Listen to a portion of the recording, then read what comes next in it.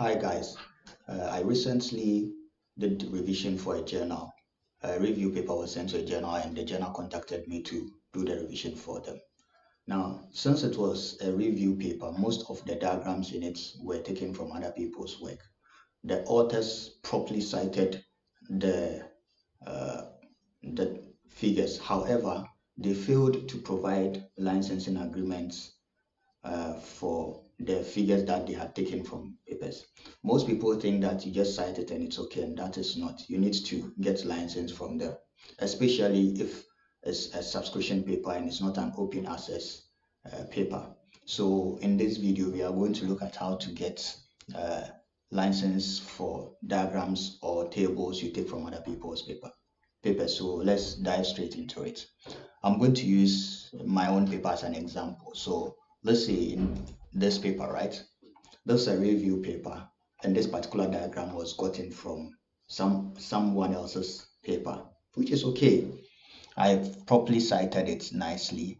However, I need to get a license for it because in essence, when papers are published, they don't really, especially when they are subscription, they don't really belong to the author. They belong to the journals or the publishing houses. So you need to get license from the journals or the publishing houses. Very, very important.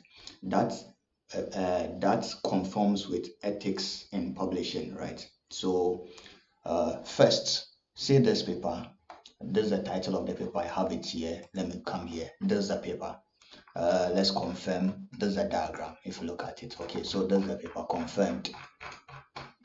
I've cited this paper because I used the diagram. To get the license, you come here. You come to get rights. When you open it, it comes here, right? Very, very important. Now you come to. You can choose to register or sign in first. However, let's go my way. Just we come here. I would like to, you understand, reuse in journal or magazine. Then you come here. I am what? No, academic institution, right? Very good.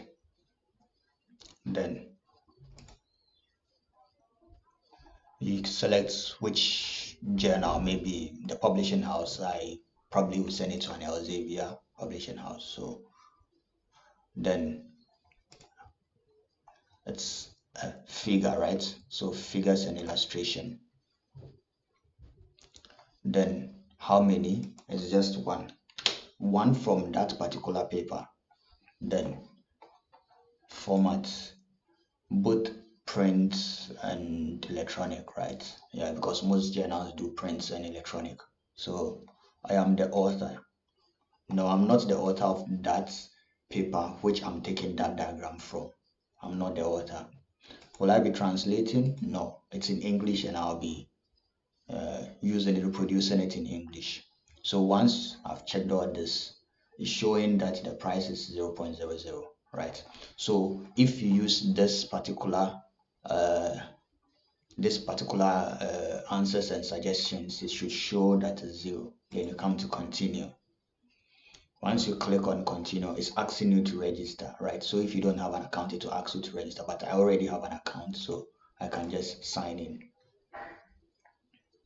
Once I've signed in, I have collections already in this because I've been using it for a while now. If you don't, you can create a new one, right? Now the collection you create should correspond to the title or whatever keywords in that particular paper. So this is mine.